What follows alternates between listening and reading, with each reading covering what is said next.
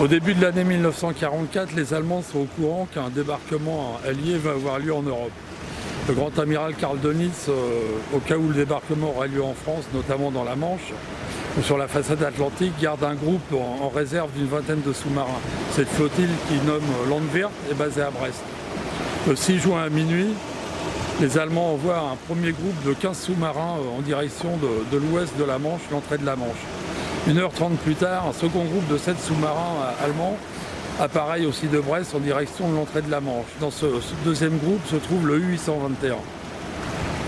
2 jours après, sur ce groupe de 7 sous-marins, tous ont été étriés, ont été coulés, ont été tellement endommagés qu'ils ont été obligés de revenir sur Brest. Le seul en activité, le seul opérationnel est le U-821. Le 10, à peu près vers minuit, il fait surface pour recharger ses batteries et ses bouteilles d'air comprimé. Et 15 minutes après, il est attaqué par un bombardier allié qui l'endommage très sérieusement et l'oblige à replonger. Le sous-marin est vraiment très avarié avec des fuites de gasoil sur ses réservoirs, des bouteilles d'air comprimé détachées, des circuits électriques détruits. Donc la seule solution, la seule alternative pour le commandant de l'U-821 est de revenir sur Brest, puisque son bâtiment n'est plus opérationnel.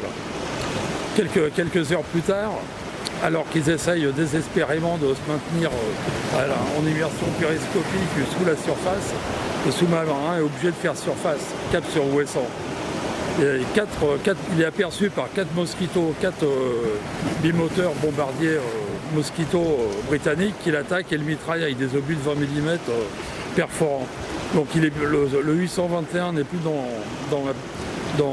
n'a plus la possibilité de plonger, donc il est obligé de continuer à essayer désespérément de faire route comme il peut sur Ouessant en espérant être à l'abri des batteries côtières.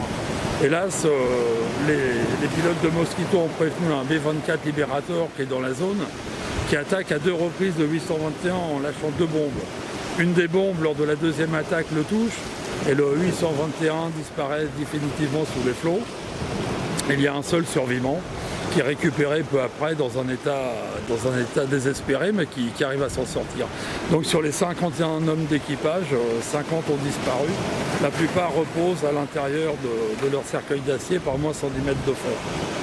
Maintenant, le mieux est de suivre Laurent, qui a été sur l'épave, et qui nous ramène quelques belles images. Donc après, c'est une petite balade en solitaire par moins 110 mètres de fond.